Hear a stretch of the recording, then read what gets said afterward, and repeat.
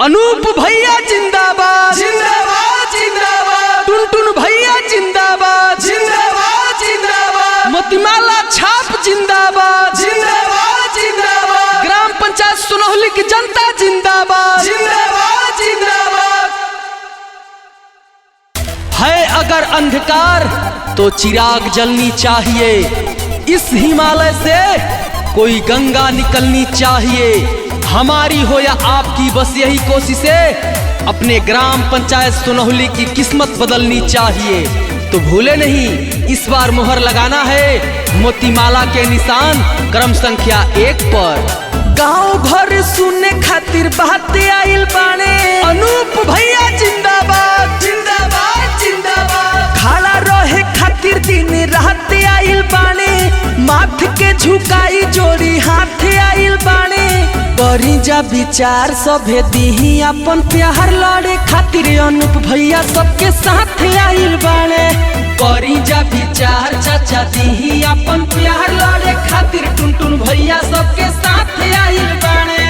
जी हाँ, ग्राम पंचायत सुनौली के सम्मानित मतदातागण, अनूप भैया जी का कहना है, मेहनत करता हूँ, मेहनत का कद्र जानता हूँ, मेहनत करता हूँ, मेहनत का कद्र जानता हूँ, किसान हूँ, किसान का दर्द जानता हूँ। सुनी चाची हमर काकी ओहे भैया तो अचरा ओढ़ा दी हो, हमर भैया हमर चाचा मोतीमाला पर मोहर लगा दी हो।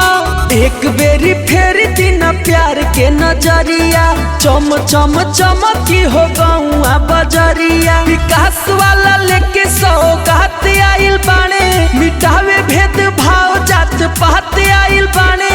करी जा विचार सभे दीही अपन प्यार लड़े खातिर अनूप भैया सबके साथ आइल बाने।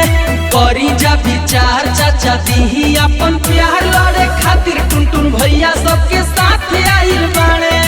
जी हाँ, ग्राम पंचायत सुनौली के सम्मानित मतदातागण, यदि आप चाहते हैं कि हम सभी किसान भाई को सही हक मिले, तो हमें चुनना होगा अपने घर का बेटा, और वो है अनूप तिवारी भैया। सुनी माई दिजिताई मोतीमाला पर मोहर लगा दी हो, हमर भैया हमर चाचा अनूप भैया के अब की जीता दी हो।